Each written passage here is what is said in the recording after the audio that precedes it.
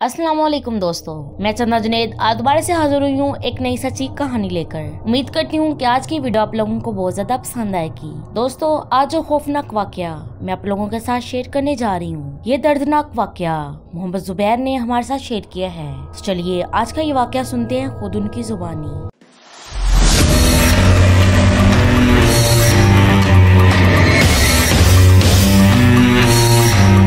ये कहते हैं कि ये बात बहुत ज्यादा पुरानी है। ये इस वक्त का वाक्य है जब बिजली भी हमारे गांव में नहीं थी। हम नए नए कराची शिफ्ट हुए थे, लेकिन कराची में ऐसे मुकाम पर हमने जगह घेरी थी जहाँ पे कोई आबादी नहीं थी। तकरीबन वो जगह जंगल पर मुश्तमिल थी। बिजली इस वक्त मुयस्सर न थी। दिए जलाकर अपना गुजर बसर किया करते थे। मेरी दादी माँ मुझे बताया करती थी कि जब मगरिब हो जाती थी तो कुछ ऐसी मखलूकात इंसान के रूप में और उनके अपनों के रूप में आया करती थी, और जो अच्छी मखलूकात हुआ करती थी वो उनसे बात भी करती थी और अजनबी होकर उनके घर में आया करती थी और इस तरह उनके साथ वक्त बिताकर चली जाया करती थी। दादी माँ कहती हैं कि हम वहाँ पर नए नए शिफ्ट हुए थे। हमने वहाँ खैमा डाला हुआ था। वालिद साहब जो कि नौकरी की तलाश में थे।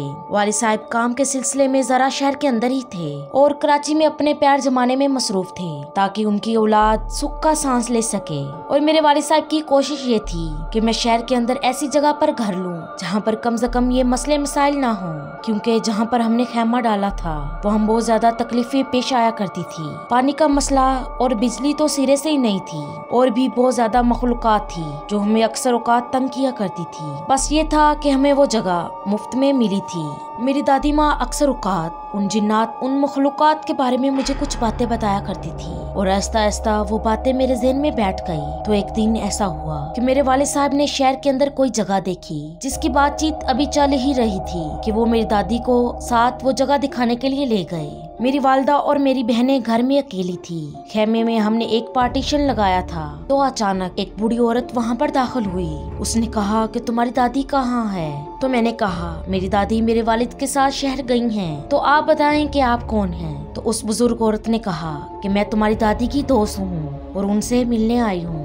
अब मेरे ज़हन में वही बातें चल रही थी जो मुझे मेरी दादी ने बताई थी कि अक्सर औकात वो जिन्नात वो मखलूकात किसी और रूप में भी आया करती हैं। मैं उनसे गपशप में मसरूफ था कि मेरी निगाह उनके पैरों पर पड़ी।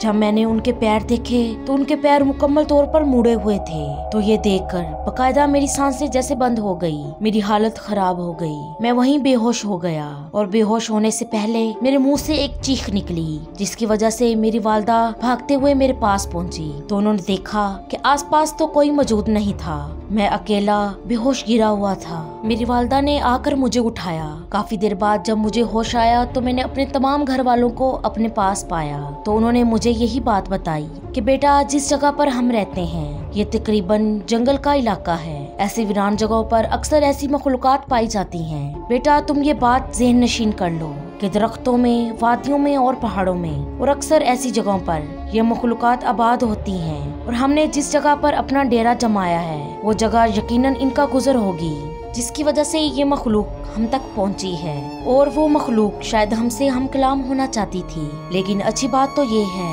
कि आपको कोई नुकसान तो नहीं पहुंचा।